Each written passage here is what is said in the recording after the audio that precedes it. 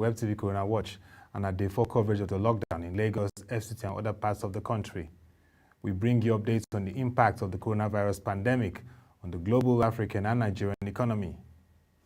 Let us begin with the review of the updates on COVID-19.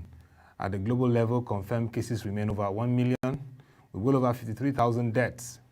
There are currently 750,028 active cases and over 213,000 recoveries. In Africa, there are over 6,600 cases that have been confirmed, with about 241 deaths and over 500 recoveries. For Nigeria, at the moment, the case remains 190 as confirmed, with 2 deaths and 20 recoveries. Now to developing stories. In the United States of America, President Donald Trump today met with heads of some of the largest U.S. oil companies to discuss measures to help the industry weather an unprecedented oil crash. This comes as a result of the concerns and the challenges in the industry. The meeting, which was hosted at the White House, had the likes of ExxonMobil Corporation Chief Executive Darren Woods, Chevron Corporation Chief Executive Mike Wirth, Harrow Ham, Executive Chairman of Continental Resources Incorporated, and other top executives in attendance. The options are limited at the moment for Washington to help beleaguered U.S. oil and gas producers, and there are strong differences between major oil companies and some independent shale drillers about whether aggressive government actions are even necessary, making the prospect of any agreement challenging. President Trump could endorse direct federal aid or market interventions during the planned meeting, according to a senior U.S. official, but may consider small actions, including a waiver of a law that requires American vessels be used to transport goods, including oil, between U.S. ports. Also, a White House official said the president wants to show support, even if policy options are limited for now. The U.S. oil and gas industry has pummeled recently by the dual shock of plummeting oil demands because of the coronavirus pandemic and the oil price war between major exporters, Russia and Saudi Arabia. The market continues to experience its challenge.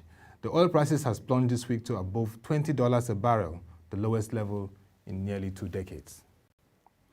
South Korea is struggling to retain its lead in the global next-generation 5G telecom services as the coronavirus pandemic further cools sentiment of consumers whose interest in the technology has waned due to the costs and quality concerns. The Asian nations telecom operators, led by SK Telecom and KT Corp, launched the world's first 5G services exactly a year ago. Samsung Electronics, its dominant mobile phone manufacturer, took the lead on the equipment makers by launching the first 5G phone around the same time. But after an early growth spurt driven by generous subsidies for 5G smartphones, the hype has almost vanished as customers question the value of pricier handsets and sometimes spotty 5G services. Now, the coronavirus crisis is hitting demand at the moment. Rwanda has secured $109.4 million in emergency coronavirus funding from the International Monetary Fund, the first African country to do so. The fund said late on Thursday, the East African country has registered 84 coronavirus cases so far, data from the World Health Organization shows. Rwandans have been grappling with high food prices as the government on Thursday extended the national lockdown by 15 days.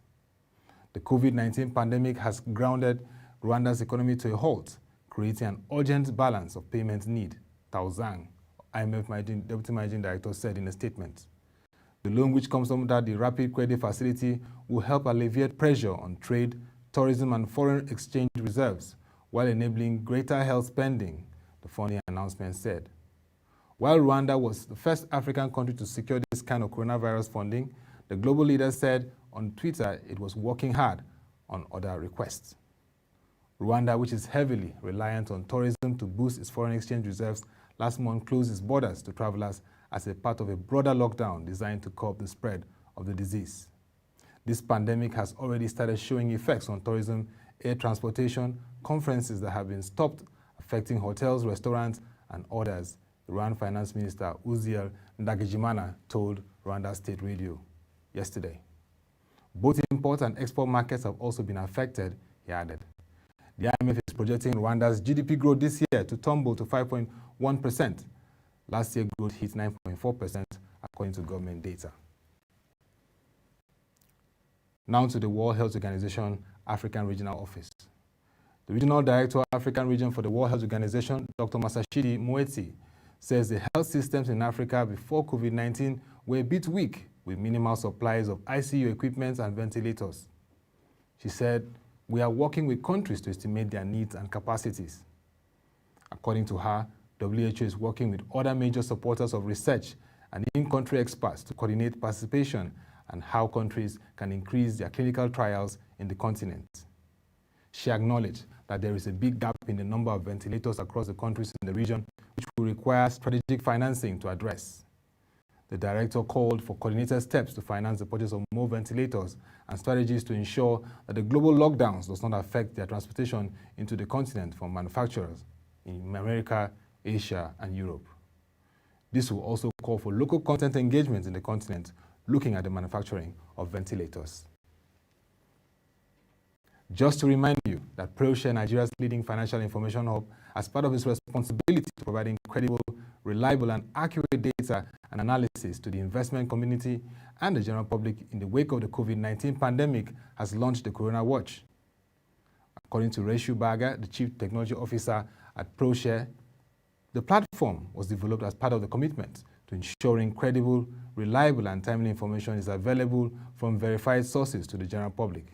She further added that the business needs to think out of the box due to the challenges at this time, and reliable data and access to information from a credible platform is the only means to ensure one can stay ahead. Mr. Teslim Shitabe, the Chief Economist and Managing Editor at ProShare, also asserted that the Corona Watch is one that facilitates access to figures and facts about the pandemic.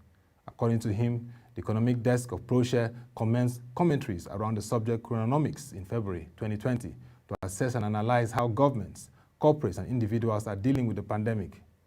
While the end of the pandemic remains unknown and economies seek a way out, it is evident that there is a paradigm shift and more needs to be done for economies and the financial markets to get back on track.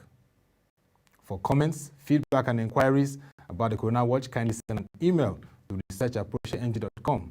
You can also subscribe to the WebTV YouTube channel for videos. And that will be all for tonight's WebTV Corona Watch segment and a day 4 coverage of the lockdown. You can visit the website www.proshareng.com to get more updates from our news stories and videos. You can also follow our social media platforms showing on the screen for further updates on our market reports. Till we come your way, thank you for watching and stay safe.